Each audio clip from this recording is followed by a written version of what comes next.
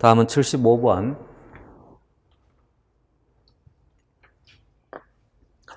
엽록체와 미토콘드리아가 갖는 공통점으로 옳지 않은 것은?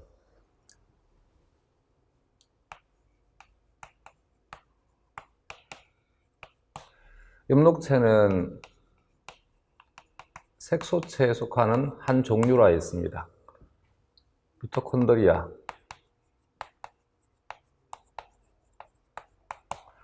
미토콘드리아는 영어를 한글 음으로 표기한 것이고, 엽록체는 일본말을 한글 음으로 표기한 것입니다. 일본에 이중막으로 구성되어 있다. 너무나 중요한 사실입니다. 이중막 구조이다. 참이다. 두 번째, 진핵세포로부터 유래된 내부 공생자이다. 이것이 틀린 말이지. 이들은 원래는 세균이었다. 이 세균이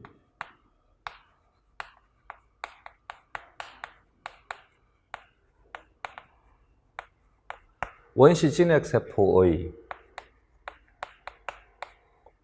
조상세포의 내부 공생을 형성한 공생체이다.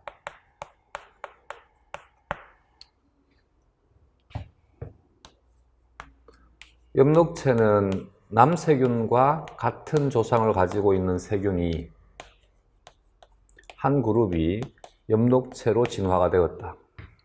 미토콘드리아는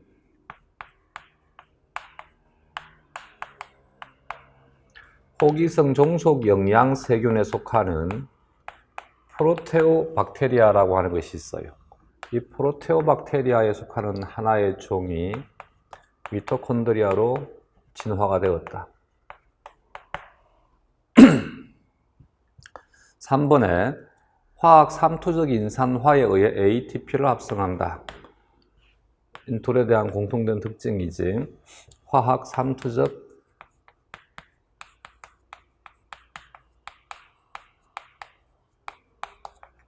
인산화. 이 단어는 설명을 하면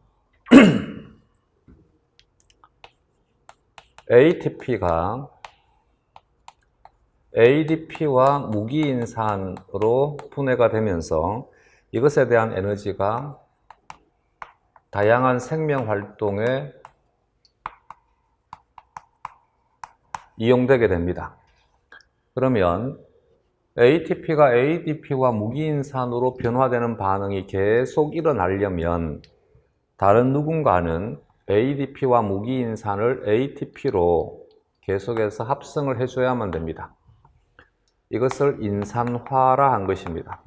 단, 모든 생물학 교재의 인산화가 이것을 의미하는 것이 절대 아닙니다. 이 파트 S만 이 인산화에 대한 주체는 ATP가 합성되는 것을 말합니다. 이때 이 인산화에 대한 것은 어떤 에너지를 이용을 해서 ATP가 합성이 될 것이냐에 따라서 하나는 기질 수준 인산화 반응, 또 하나는 화학 삼투적 인산화 반응으로 구분합니다. 얘는 이 인산화에 필요한 에너지를 설명하고 있는 것입니다. 기질 자체의 화학 에너지를 이용을 해서 ATP가 만들어진다 해서 이것을 기질 수준 인산화라 합니다. 얘는 화학 삼투적 자유에너지에 의해서 인산화가 일어난다 해서 이것을 화학 삼투적 인산화라 합니다. 기질 수준 인산화에 대한 것은 대표적인 것이 해당 과정에서 ATP가 만들어지는 것, 시트르산 회로에서 ATP가 만들어지는 것, 그것과 같은 것을 기질 수준 인산화라 합니다. 예를 들어서 해당에서 일어나는 것이 2번과 3번 탄소에 포스페이트가 두 개가 있다 해서 비스포스포글리세레이트 약자를 BPG라 합니다. 이 물질이 3번 탄소의 인산기를 하나를 가지는 포스포글리세레이트라 해서 약자를 3PGA라 합니다. 인산기가 두 개가 존재하다가 하나가 있으니까 이 하나의 인산기를 ADP가 받아갑니다. ADP가 이 인산기를 받으면 자신이 ATP가 됩니다. 이와 같이 여기에 있는 이 물질은 분해가 되었으니까 화학 에너지가 감소가 되었습니다. 이 화학 에너지를 이용을 해서 이것의 화학 에너지가 증가가 되었습니다. 이런 형태를 기질 수준 인산화라 합니다. 또 예를 들게 되면 해당에서 포스포에놀 피루베이트 약자를 PEP라 합니다. 이 포스포에놀 피루베이트가 피루브산이라고 하는 물질로 전환되게 되면 얘는 피루브산이 포스페이트를 가지고 있는 것이 PEP입니다. PEP에서 포스페이트가 떨어져 나가 가지고 피루브산이 되는 것이니까 인산기는 ADP로 전달이 되어서 ATP가 됩니다. 또한 마찬가지 이 기질 자체의 화학 에너지가 감소가 되면서 ADP가 ATP로 합성이 되게 됩니다. 이런 형태를 기질 수준 인산화라 한다. 시트르산 회로에서는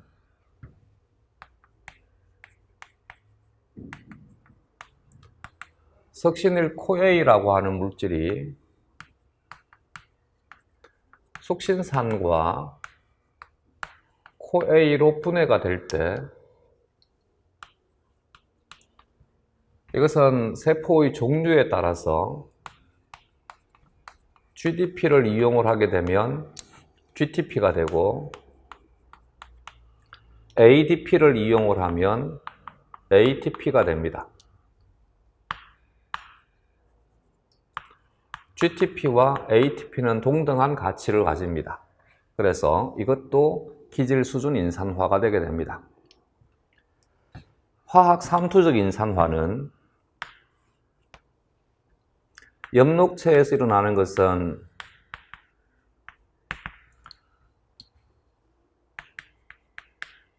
빛 에너지를 근본적으로 이용한다 해서 광인산화라 하는 것이고, 미토콘드리아는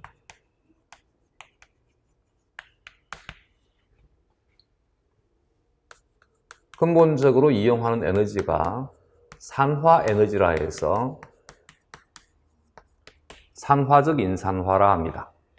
즉, 엽록체의 경우에는 빛 에너지가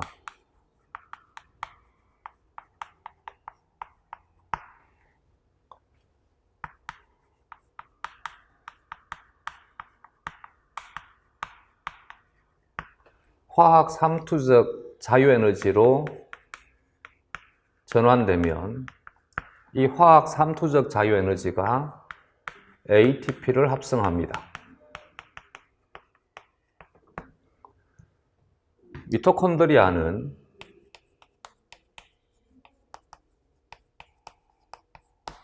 NADH와 FADH2에 대한 산화 에너지가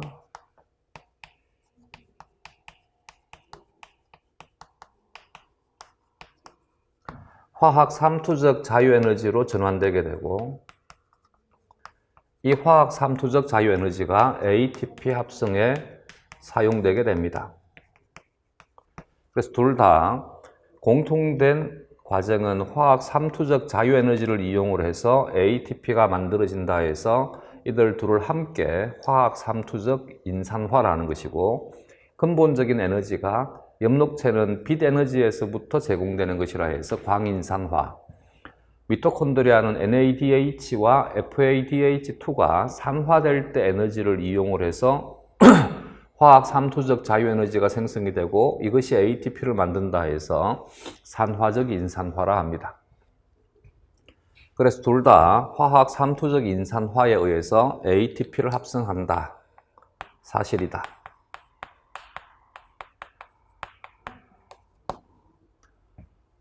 네 번째, 리보솜을 가지고 있기 때문에 내부에서 단백질이 합성될 수 있다. 그지? 엽록체와 미토콘드리아는 자체적인 번역기구를 가지고 있습니다. 70에서 리보솜을 가지고 있다 그랬지. 이것이 진핵생물의 세포질과의 차이점입니다. 다섯 번째, 환형 DNA를 가지고 있기 때문에 내부에서 DNA 복제가 일어날 수 있다. 그지? 엽록체와 미토콘드리아의 또 하나의 특징은 원형 DNA라 해도 되고 환형 DNA라 해도 되고 원형 DNA를 가지고 있다. 이 DNA가 히스톤과 결합되어 있지 않습니다. 히스톤이 없다는 것이 진핵생물과의 차이점입니다. 이 내용에 대한 것은 너무나 중요한 것이니까 외워두시기 바랍니다.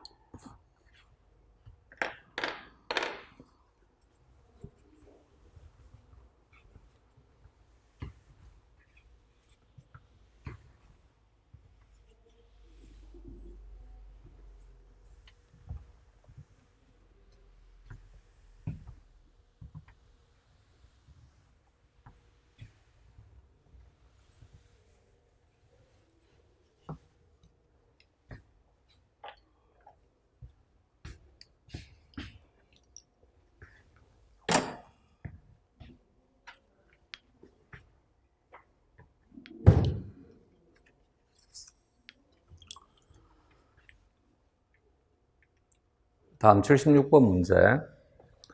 미토콘드리아에 대한 설명으로 옳지 않은 것은 1번에 산화적 인산화를 통해 ATP가 생성이 된다. 꼭 외우자. 미토콘드리아 산화적 인산화, 엽록체 광인산화. 두 번째, 세포의 종류에 따라 수와 크기가 다양하다.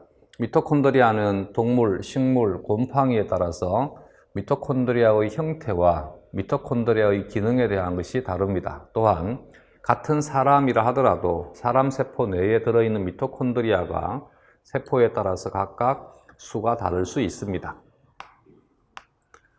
3번에 세포 호흡을 통해 세포 활동에 필요한 에너지를 생산한다. ATP를 생산한다. 여기에서 세포 활동 혹은 생명 활동이 되겠지. 세포 활동, 생명 활동에 필요한 주된 에너지가 ATP가 되게 됩니다. 4번에 산성 가수분해 요소를 포함하고 있어서 세포 내 소화를 담당한다.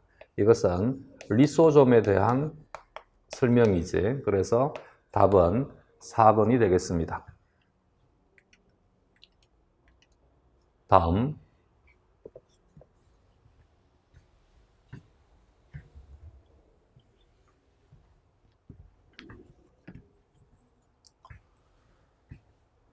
77번 그림은 식물세포에서 일어나는 물질과 에너지 이동의 일부를 나타낸 것이다. A와 B는 세포 소기관이며 기역과 니은은 산소와 이산화탄소 중 하나이다. 그러면 여기에서는 얘는 빛을 이용을 해서 물질들에 대해서 물과 기역을 이용을 해서 포도당과 니은을 만드는 것이니까 얘는 엽록체가 되겠지. 엽록체는 따라서 기역에 들어가는 것은 CO2라 해야 될 것이고 니은에 들어가는 것은 산소라 해야 되겠지. 얘는 주름, 크리스테가 이렇게 발달되어 있습니다. 주름, 크리스테가 발달되어 있는 것은 미토콘드리아이다.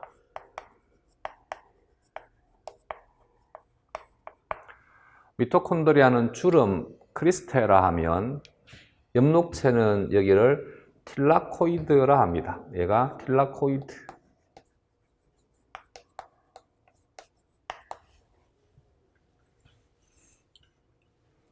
따라서 A는 엽록체,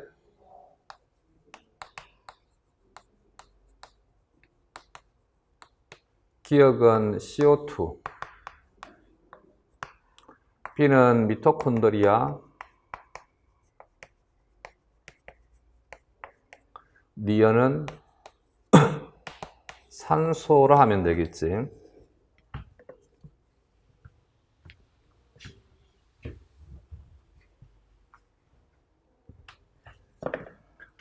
따라서 1번의 기역은 이산화탄소이고 니은은 산소이다니까 참이다. A니까 엽록체에서는 광합성이 일어난다니까 참이다. 3번에 A, 엽록체에서 질소 동화와 지방산 합성이 일어난다. 이것도 같이 외워두자. 엽록체에서는 광합성만 일어나는 것이 아니라 질소 동화를 통해서 아미노산도 만들어지고 지방산도 만들어집니다. 그래서 엽록체는 탄수화물의 가장 기본되는 당을 만드는 광합성도 일어나고 단백질에 대한 가장 기본되는 아미노산을 만들기 위해서 필요한 질소 동화도 일어나고 지질에 대한 가장 기본되는 물질인 지방산 합성도 엽록체에서 일어난다. 광합성은 다르게 표현하게 되면 탄소에 대한 동화가 되지. 그 탄소에 대한 것도 탄소 동화도 엽록체에서 일어나고 질소 동화도 엽록체에서 일어난다.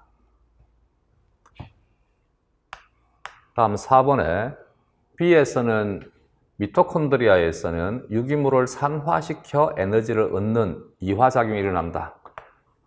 유기물을 산화시켜서 1차적으로 에너지를 NADH와 FADH2로 저장한 다음에 이것에 대한 산화 에너지를 이용을 해서 ATP를 만든다. 이것을 산화적 인산화라 한다.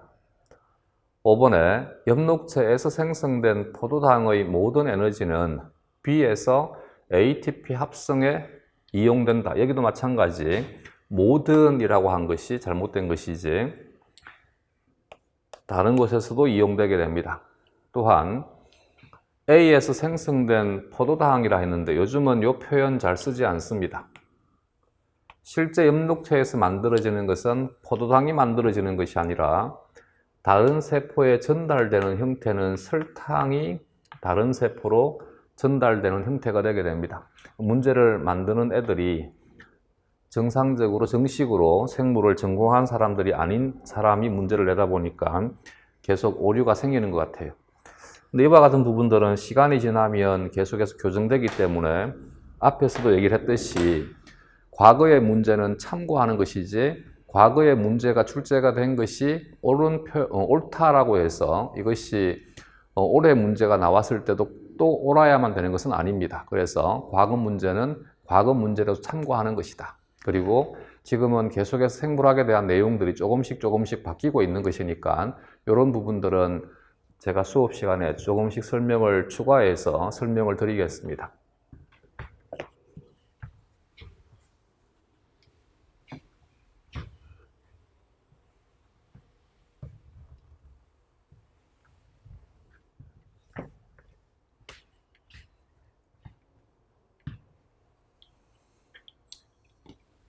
78번 문제에서 가와 나는 세포 내에서 물질 대사를 담당하는 세포 소기관을 각각 나타낸 것이다. 가는 주름이 발달되어 있으니까 미토콘드리아가 되겠지. 나는 틸라코이드가 발달되어 있으니까 엽록체가 되겠지.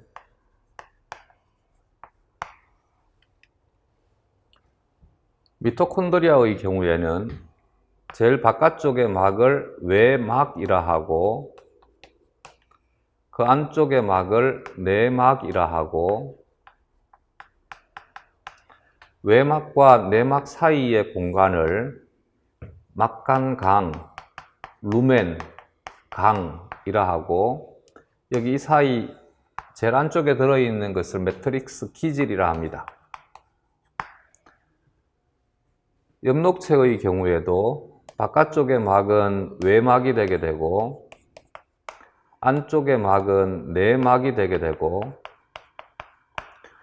엽록체의 매트릭스는 매트릭스라 해도 되는데 여기에 있는 이 매트릭스와 구분하기 위해서 스트로마라고 하는 단어를 부여했습니다. 그래서 엽록체 매트릭스를 스트로마라고 정의를 했습니다. 하나하나는 틸라코이드를 하면 되고 이 틸라코이드가 중첩이 되어 있는 이것을 그라나라 합니다. 그래서 엽록체의 내부는 그라나와 스트로마로 구분할 수 있습니다.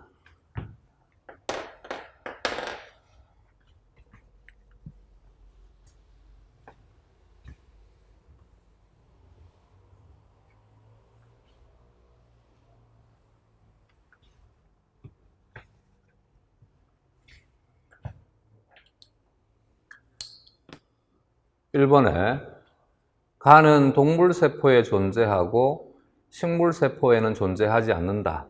틀린 말이지. 동물이든 식물이든 미토콘드리아는 모두 가지고 있습니다. 두 번째, 간세포나 근육세포 같이 에너지 소비가 큰 세포는 나가 많이 존재한다가 아니라 가가 많이 존재해야 되겠지.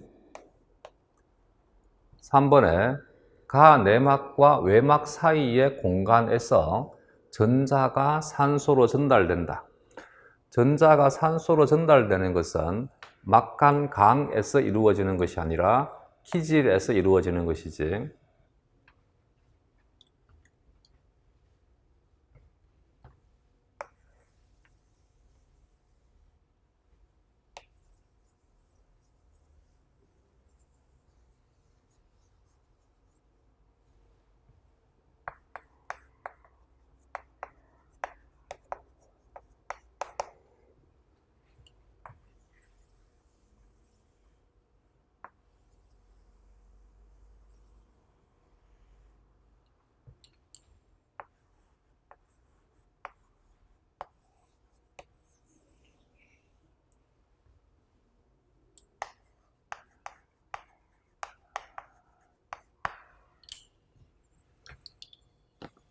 미토콘드리아에서는 여기를 외막이라 하고 여기를 내막이라 하고 여기를 막간강이라 하면 여기를 기질이라 한다. 엽록체에서는 여기를 외막이라 하고 여기를 내막이라 하면 여기는 기질이라 해도 되고 스트로마라 한다. 틸라코이드가 중첩이 되어 있는 것을 그라나라 한다. 이 하나하나는 틸라코이드라 한다.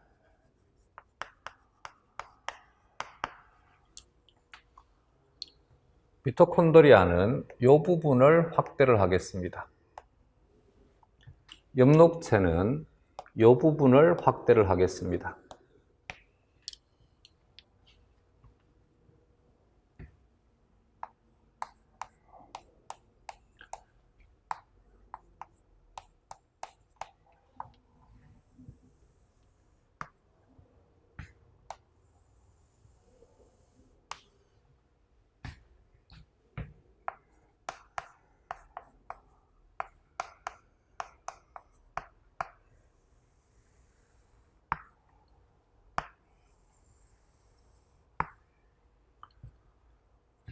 얘도 지질 이중층이고 얘도 지질 이중층입니다. 얘도 지질 이중층이고 얘도 지질 이중층입니다. 그래서 각각에 대한 지질 이중층을 이렇게 그림을 표현했습니다. 미토콘드리아는 여기에 있는 이 공간은 세포질, 다음은 외막, 막간강, 내막, 기질이 되겠지. 여기가 세포질,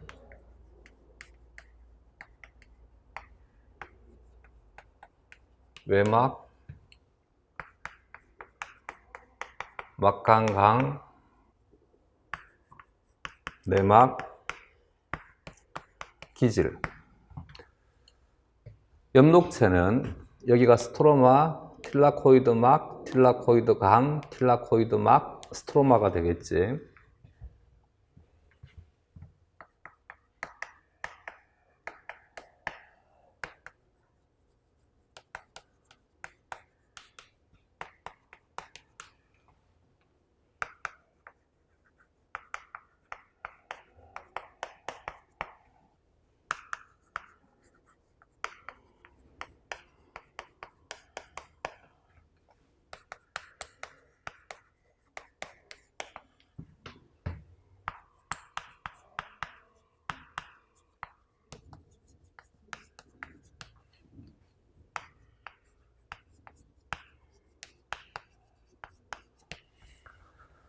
미토콘드리아와 엽록체는 실제 구조는 당연히 다릅니다. 그래서 미토콘드리아와 엽록체에서 일어나는 일을 모형적으로 함께 설명하는 것이기 때문에 실제 구조와 정확히 일치하는 것이 아닙니다. 따라서 여기에서 얘기하는 것은 전체적인 원리에 대한 것을 보는 것이지 실제 단백질이 정확히 설명하는 것과 똑같아야만 되는 것은 아닙니다.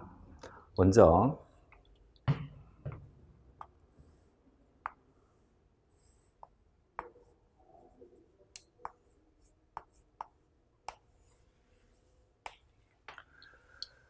미토콘드리아는 내막에 존재하고 엽록체에는 틸라코이드 막에 존재하는 것이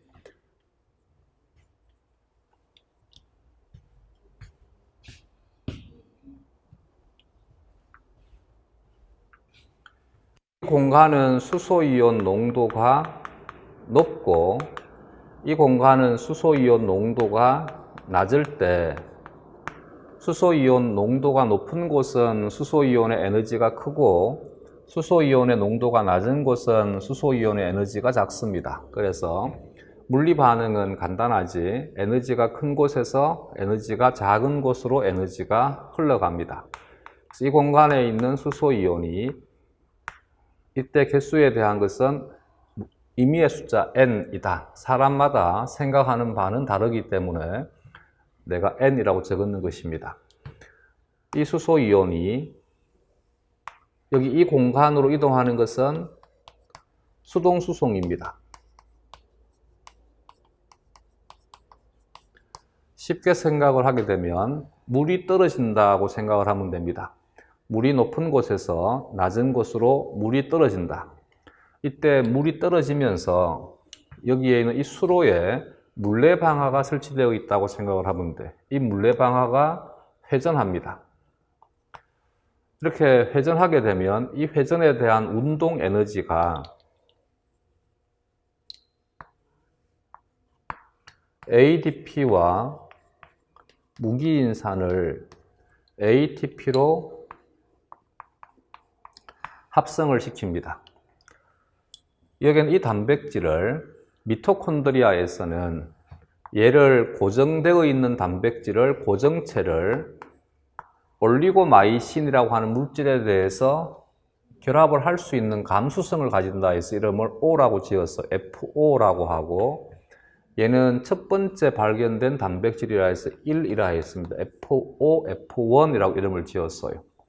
엽록체는 클로로플라스트 엽록체에 C를 써가지고 CFO, CF1이라고 이름을 지었어요. 그래서 여기에 있는 이 단백질의 이름을 FO, F1, ATP 합성효소라고 이름을 지었어요. 엽록체는 CFO, CF1, ATP 합성효소라 하면 됩니다. 혹은 줄여서 FO, F1 복합체, CFO, CF1 복합체, 혹은 요즘은 일반적인 경향이 ATP 합성효소라고 부릅니다. 이 ATP 합성효소가 사용하는 에너지는 이 물질의 이동에 대한 에너지니까 이 물질의 농도 기울기에 의한 에너지를 이용을 합니다. 수소이온에 대한 수소이온을 다른 말로 양성자라 하는 것이지. 그래서 얘는 양성자의 농도 기울기 때문에 형성된 에너지입니다. 이 양성자의 농도 기울기로 인해서 형성된 에너지를 화학 삼투적 자유에너지라고 예전에는 얘기를 했습니다. 얘를 화학 삼투적 자유에너지.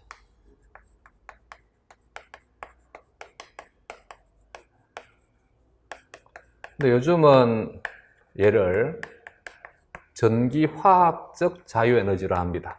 전기화학적 자유에너지. 이 화학 삼투적 자유에너지의 차이 때문에 수소이온이 양성자가 여기에서 여기로 이동하려고 하는 힘을 가지게 됩니다. 이 힘을 양성자 추진력, 양성자 구동력이라 합니다.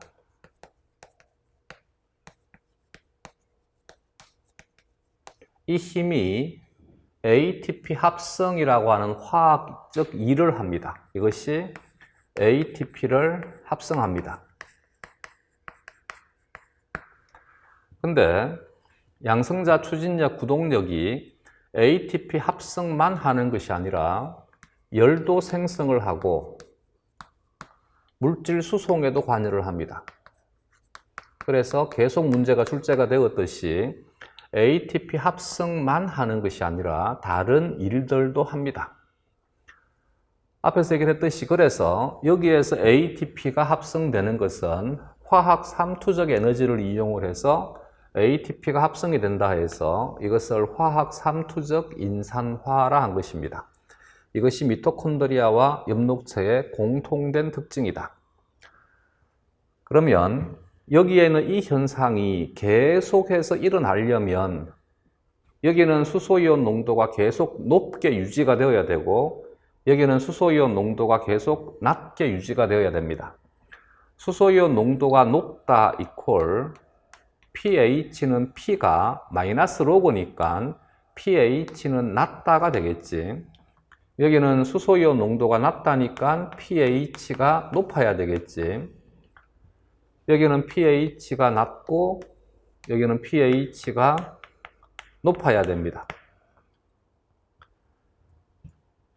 따라서 이것이 계속 유지가 되려면 다른 누군가는 반대로 수소이온을 농도가 낮은 쪽에서 농도가 높은 쪽으로 수소이온에 대한 것을 옮겨줘야만 됩니다.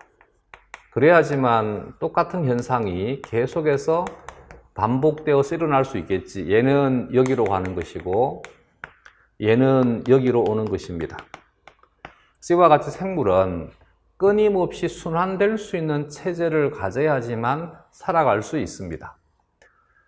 여긴 이 과정이 수동수송이니까 이 과정은 역으로 에너지가 낮은 곳에서 에너지가 높은 곳으로 강제로 수소이온을 수송하는 것입니다. 그래서 얘는 수소이온에 대한 능동수송이 됩니다. 우리가 물을 아래쪽에서 위쪽으로 끌어올리는 것을 펌프라 합니다. 그래서 얘도 마찬가지 이 개념을 차용을 해서 수소이온 펌프라고 부릅니다. 능동수송은 외부로부터 에너지를 이용을 해야만 됩니다. 공급을 받아야만 됩니다. 이때 미토콘드리아의 경우에는 여기에 NADH와 FADH2에 대한 산화 에너지를 이용을 합니다. 그래서 조금 전에 설명을 했듯이 미토콘드리아는 산화적 인산화 반응이라 합니다. 근본적인 에너지가 산화 에너지라 해서 엽록체는 여기에 빛 에너지를 이용을 합니다. 그래서 근본적인 에너지가 빛 에너지를 이용한다 해서 광인산화라 합니다. 이와 같이 산화 에너지와 빛 에너지를 이용을 해서 수소이온을 계속해서 능동 수송을 시키게 되면 여기는 수소이온 농도가 높게 유지가 되고 여기는 수소이온 농도가 낮게 유지가 됩니다. 그러면 이 일이 계속 일어날 수 있습니다. 이때 이 체제를 보면 여기에는 이 현상이 일어나야지만 얘가 일어날 수 있습니다. 동시에 얘가 일어나야지만 얘가 또 일어날 수 있습니다. 그래서 여기에 있는 반응과 여기에 있는 반응은 함께 일어나야지만 일어날 수 있습니다. 얘가 중단되더라도 얘는 일어날 수 없고 얘가 중단되더라도 얘는 일어날 수 없습니다. 이런 형태를 짝물림 반응, 커플링 리액션이라 합니다. 이제 또 다른 얘기를 하면 에너지를 받는 곳은 얘가 에너지를 받는데 일은 얘가 하고 있습니다. 따라서 여기에서 흡수하는 에너지를 여기로 전달해 줄 수 있는 에너지 전달자가 필요합니다. 이 에너지 전달자가 전자를 통해서 에너지를 전달합니다. 그래서 이 구조를 전자전달계라 합니다. 미토콘드리아는 전자전달계라 하면 엽록체의 경우에는 빛을 수용하는 시스템이라 해서 광계라 합니다. 그래서 미토콘드리아는 전자전달계, 엽록체는 광계라고 하는 단어를 사용을 합니다. 근데 문제는 여기에 있는 이 화학 물질이 계속해서 전자를 내놓을 수는 없습니다. 따라서 누군가가 전자를 여기에 공급을 해줘야지만 전자를 내놓는 것을 계속 할 수 있습니다. 이때 이제 여기에 전자를 제공해주는 것이 미토콘드리아는 가장 대표적인 것이 NADH가 됩니다.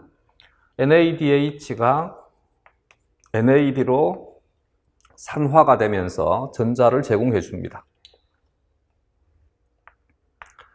마찬가지 어떤 화학물질도 전자를 계속 받을 수는 없습니다. 그래서 얘는 전자를 여기에서 받으면 다른 누군가에게 전자를 줘야만 됩니다. 이때 전자를 산소에게 줍니다. 그러면 산소는 전자를 받아서 물로 환원되게 됩니다. 여기도 마찬가지 이 붉은색이 계속 일어나려면 누군가가 노란색을 붉은색으로 계속 바꿔줘야 됩니다. 이것이 해당과 시트르산 회로가 되게 됩니다.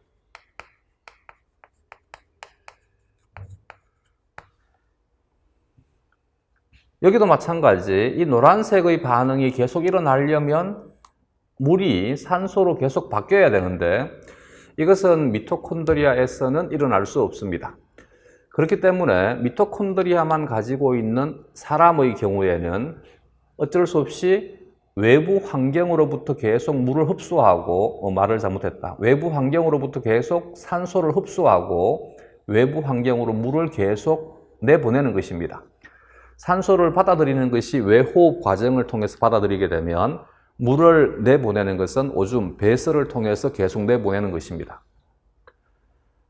엽록체의 경우에는 여기에 전자를 주는 것이 물이 전자를 줍니다. 그러면 물은 전자를 주고 자신이 산화가 되어서 산소가 되게 됩니다. 그래서 여기에서 산소가 발생이 되게 됩니다. 전자를 계속 받아주는 것이 NADP가 전자를 계속 받아줍니다. 그러면 NADP가 NADPH가 됩니다.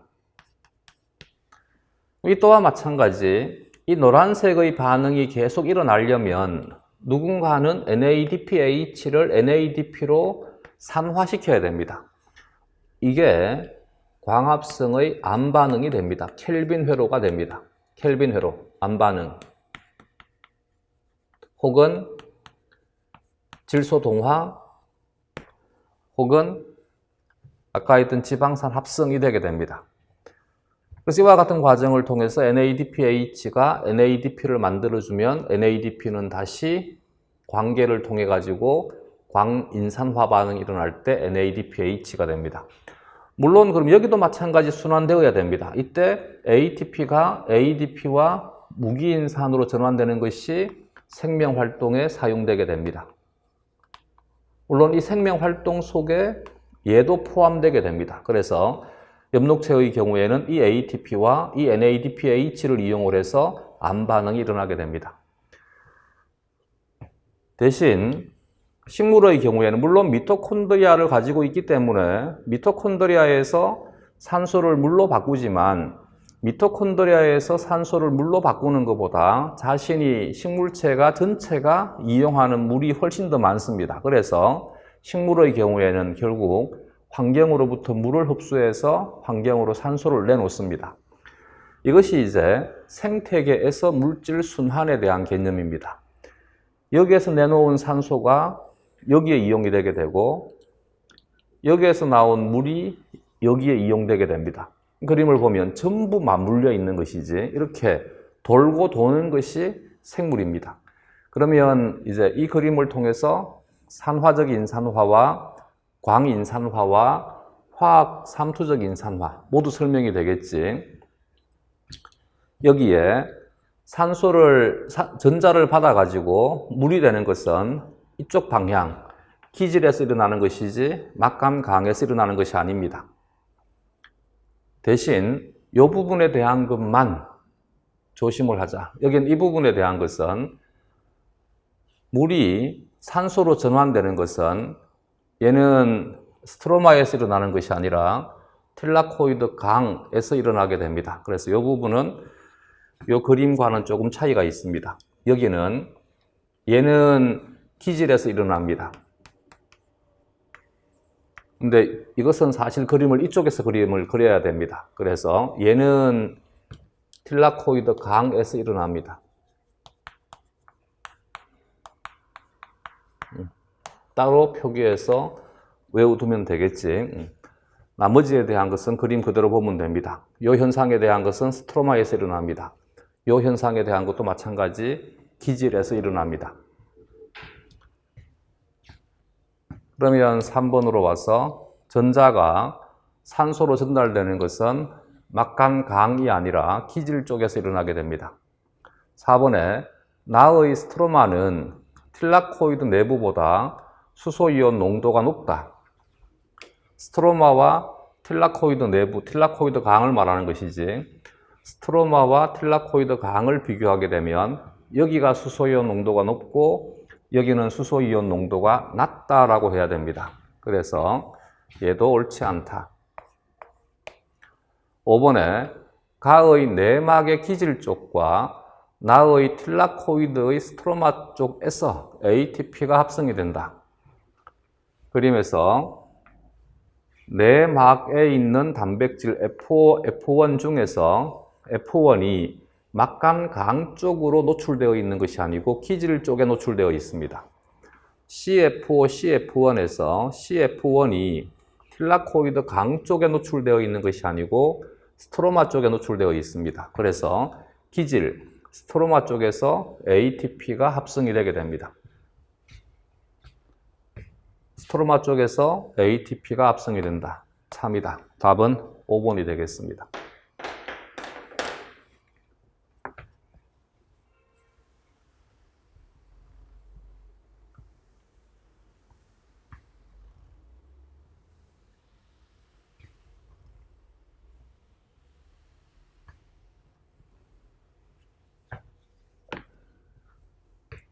다음 문제 79번.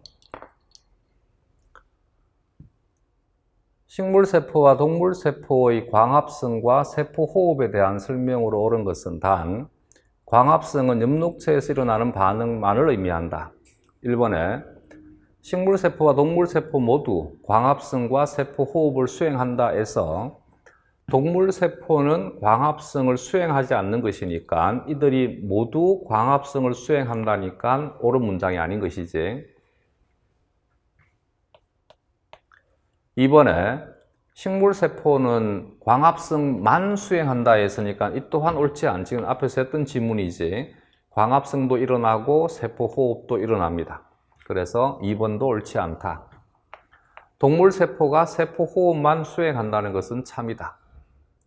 3번에 식물세포는 유기호흡만 수행하고 동물세포는 무기호흡만 수행한다. 식물세포도 발효가 일어날 수 있습니다. 그래서 유기호흡만 수행한다는 말은 틀린 말이고, 동물세포는 당연히 유기호흡이 주된 것이지 무기호흡만 한다는 것은 틀린 말입니다.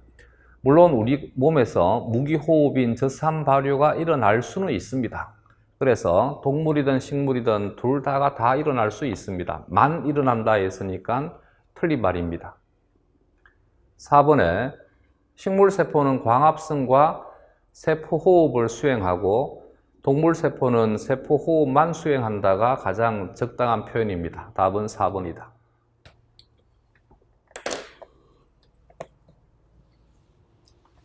다음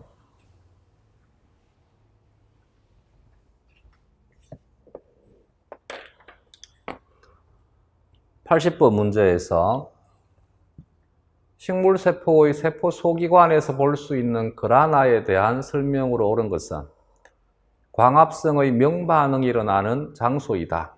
그라나는 틸라코이드의 집합체를 그라나라 한다. 틸라코이드에서 명반응이 일어난다. 참이다. 이번에 대기에서 흡수한 이산화탄소를 고정하는 장소이다. 대기에서 흡수한 이산화탄소를 고정하는 것은 암반응입니다. 암반응이 일어나는 장소는 스트로마라 해야 됩니다. 그래서 옳지 않다. 3번에 루비스코를 사용하여, 이 문제도 마찬가지 문제가 지금 잘못된 것입니다. 루비스코는 RUBP가 루비스코가 아니라, 루비스코는 효소 이름이고 RUBP는 물질에 대한 이름입니다.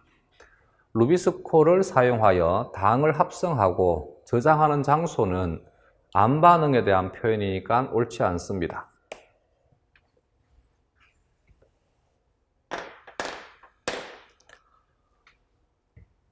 오탄당 중에 핵산을 구성하는 것이 리보우즈라고 하는 당입니다. 앞에서 당에 대해서 같은 어근을 가질 경우에는, 케톤을 가지는 당이면 울로우즈란 표현을 쓴다. 혹시 이런 말 들어본 적 있어요? 그래서 같은 오탄당인데 얘는 알데히드를 가지고 있는 당이고 얘는 케톤을 가지고 있는 당입니다. 그래서 같은 어근을 쓰면 다른 의미를 줍니다. 그래서 얘는 리보우즈이고 얘는 리블로우즈가 되게 됩니다. 이 리블로우즈라고 하는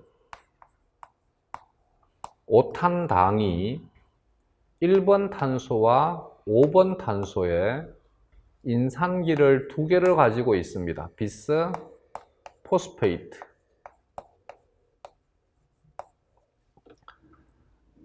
이 물질에 대한, 이 오탄당에 대한 약자를 리블로우즈 비스포스페이트. 원래 약자를 쓸 때는 3개의 글자를 가지고 대문자로 표기하는데 이 중간에다가 소문자 U를 집어넣어 준 것은 이것과 구분하기 위해서입니다. 리보우즈 1,5 비스포스페이트는 RBP라고 적고 리블로우즈 1,5 비스포스페이트는 RUBP라고 적습니다. 여기에 있는 이 RUBP라고 하는 물질이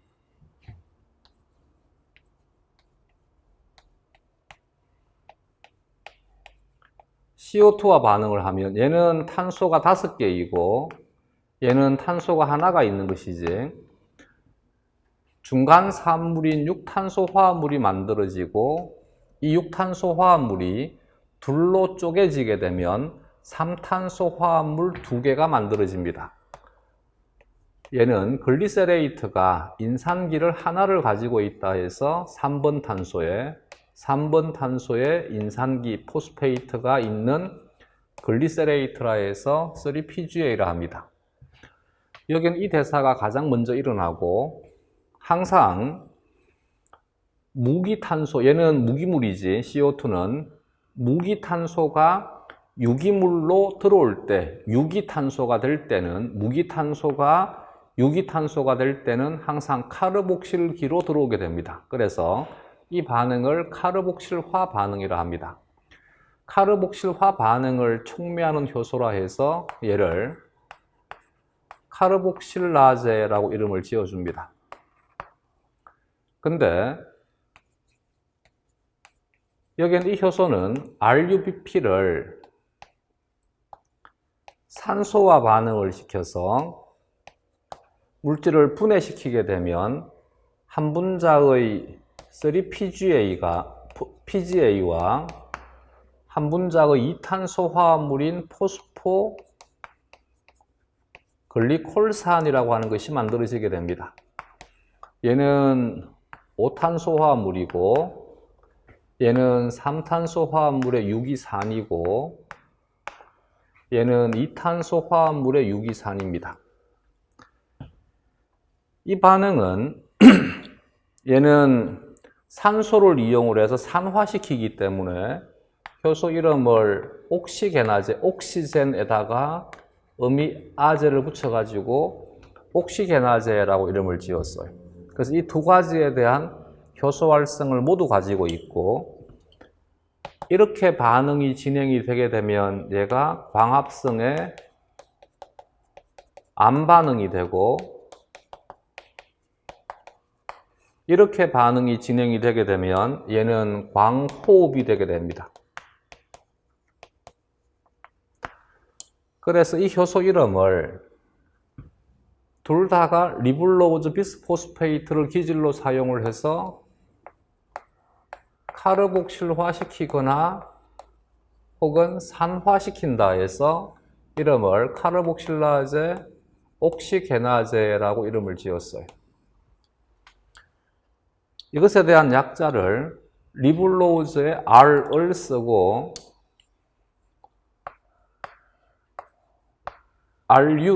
리블로우즈의 RU를 쓰고 비스포스페이트의 B를 쓰고 그리고 비스포스페이트 비스 여기에 카르복실라제 C를 적고 옥시게나제 O를 적어가지고 이름을 루비스코라고 이름을 지었어요.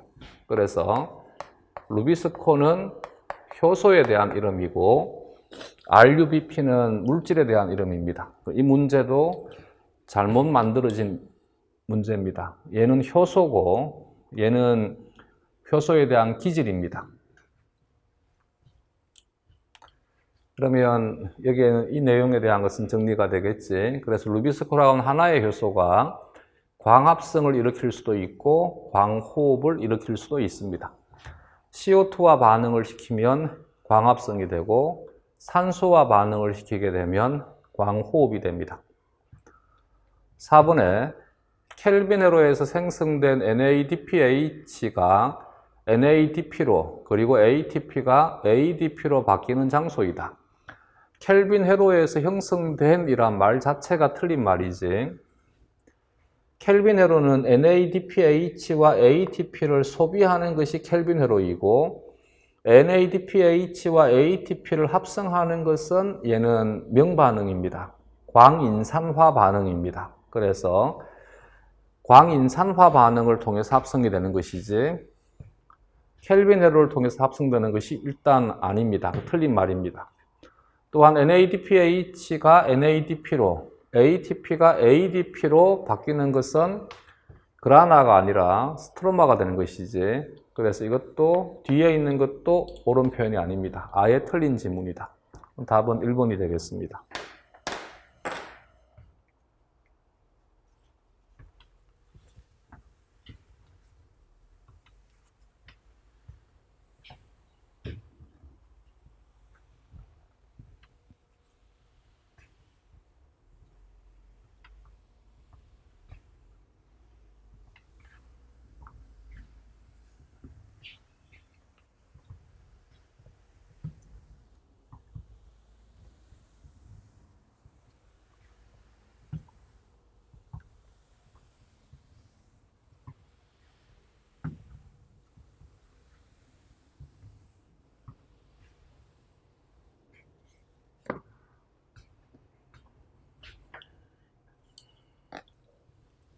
다음 81번 문제. 광합성의 명반응에 대한 설명으로 옳지 않은 것은 ATP와 NADPH를 이용하여 이산화탄소를 포도당으로 고정하는 반응이다. 이산화탄소를 포도당으로 고정하는 것은 암반응이지.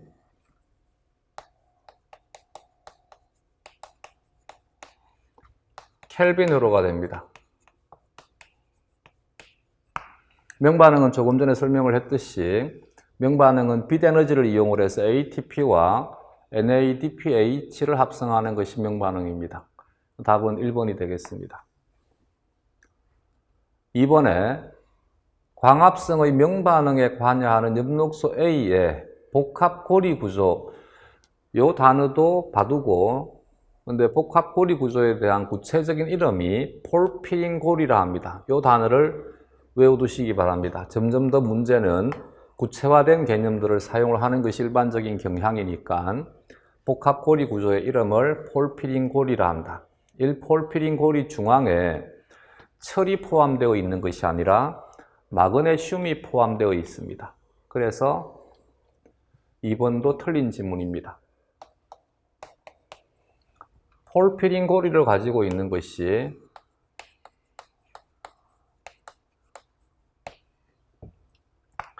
미오글로빈과 헤모글로빈도 가지고 있습니다. 그리고 시토크롬도 가지고 있습니다. 사이토크롬. 전부 다 들어봤던 개념이죠. 이들은 철을 가지고 있습니다. 엽록소 A든 엽록소 B든 엽록소는 마그네슘을 가지고 있습니다. 절지동물의 호흡 색소는 헤모시아닌이라 합니다. 헤모시아닌은 쿠리를 가지고 있습니다. 혹시 중학교 때 화학 시간에 이들에 대한 산화색을 배운 것 기억이 나는지 모르겠다. 철은 산화가 되게 되면 붉은색이 됩니다. 마그네슘은 산화가 되게 되면 녹색이 되게 됩니다.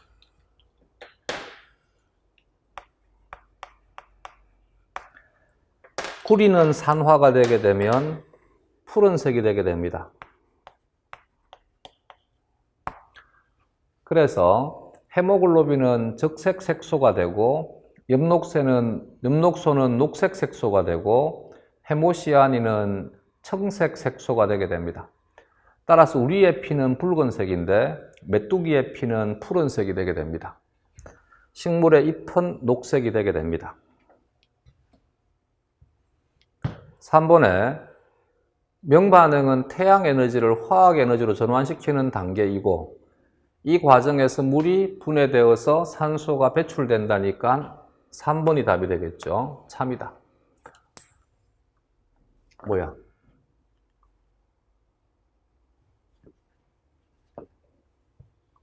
이 또 문제가 잘못됐네. 옳지 않은 것이네. 4번에 집광복합체는 엽록소 A, 엽록소 B, 카로티노이드와 같은 다양한 색소로 구성이 된다. 이 문장 자체를 외워두자. 집광복합체는 엽록소 A, 엽록소 B, 카로티노이드와 같은 다양한 색소로 구성이 된다. 참이다. 5번에 틸라코이드 막에는 각각 특정한 파장의 빛을 효율적으로 흡수하는 두 종류의 광계가 존재한다. 광계 1, 광계 2. 이것이 명반응에 관여하는 것이지. 참이다. 얘도 답이 두 개가 되어버렸네. 이걸 문제를 편집하면서 틀린 지문인 것을 이 문장을 적으면서 내가 잊어버린 것 같다. 얘도 틀린 문장이고 얘도 틀린 문장입니다. 그래서 답은 두 개가 되어야 됩니다. 1번도 옳지 않고 2번도 옳지 않다.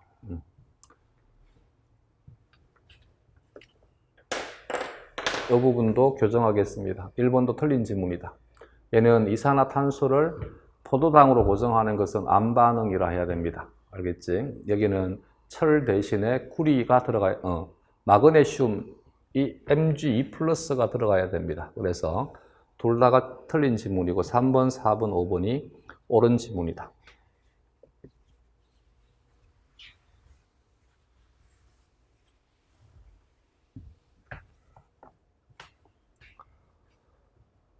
하나만 추가하면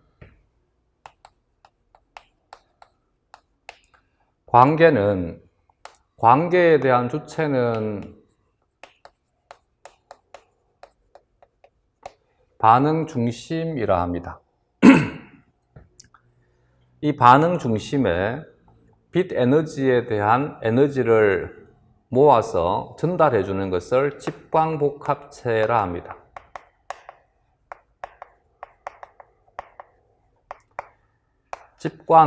우리가 집광체라는 말은 들어본 적이 있지. 빛을 수집한다는 뜻입니다. 그래서 광수집복합체라 하기도 합니다. 반응 중심은 엽록소 A로만 구성이 되게 됩니다. 집광복합체는 엽록소 A와 엽록소 B와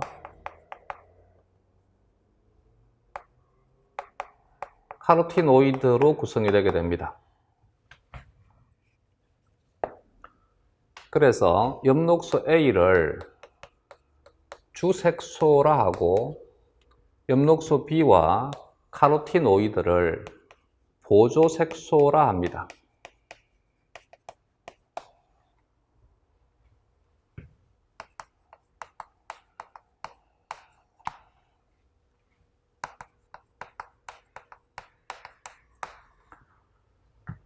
식물의 엽록체는 관계를 두 개를 가지고 있는데 관계 1, 관계 2.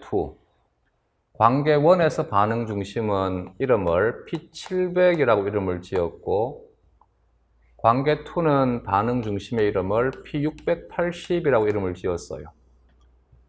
어떤 뜻이냐면 P700은 700나노메타의 긴 적색광에 대해서 가장 반응이 잘 일어난다라고 해서 P700이라고 이름을 지었고 얘는 680나노메타에서 반응이 가장 잘 일어난다 해서 이름을 P680이라고 이름을 지었어요. 집광복합체는 빛, 라이트, 하베스팅, 컴플렉스라 해서 약자를 LHC라 합니다. 그래서 관계 1의 반응 중심에 에너지를 모아주는 것은 LHC1이라 하고 P680에 에너지를 모아서 전달해 주는 것은 LHC2라 합니다. 관계 1의 LHC1은 엽록소 B분에 엽록소 A의 B가 4 정도가 됩니다. 관계 2의 LHC2는 엽록소 B분에 엽록소 A에 대한 B가 1.2 정도가 됩니다. 그래서 전체에 대한 식물체 전체에 대한 엽록소 B에 대한 엽록소 A의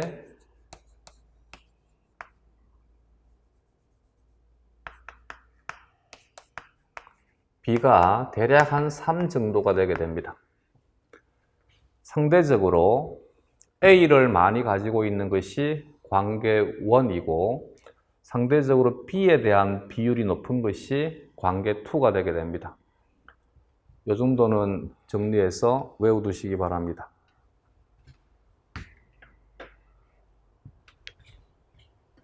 다음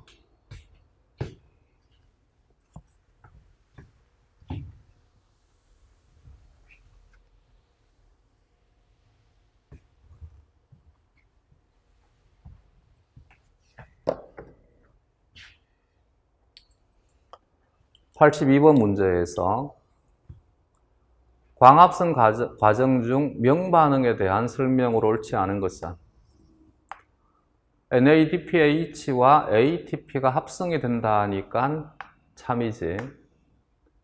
물의 분해에 의한 산소의 생성은 관계 1에서 일어난다가 아니라 관계 2에서 일어난다라고 해야 되지.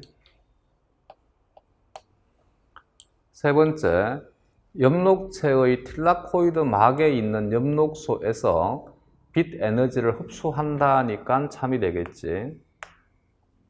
4번에 관계 1과 관계 2에서의 반응 중심 엽록소의 최대 흡수 파장은 다르다. 참이지. 문제가 나왔으니까 구체적인 숫자도 외워두자. 식물의 엽록체는 관계 1은 700나노메타, 관계 2는 680나노메타를 가장 잘 흡수한다. 5번에 전자전달체 플라스토시아닌은 시토크롬 복합체로부터 관계 1으로 전자를 전달한다. 이 부분에 대한 것은 설명은 조금 이따가 하도록 합시다. 이 부분은 참이다. 그래서 관계에 대한 설명은 조금 끊었다가 다시 이 부분부터 시작을 하도록 하겠습니다. 답은 2번이다. 좀 끊었다 가죠.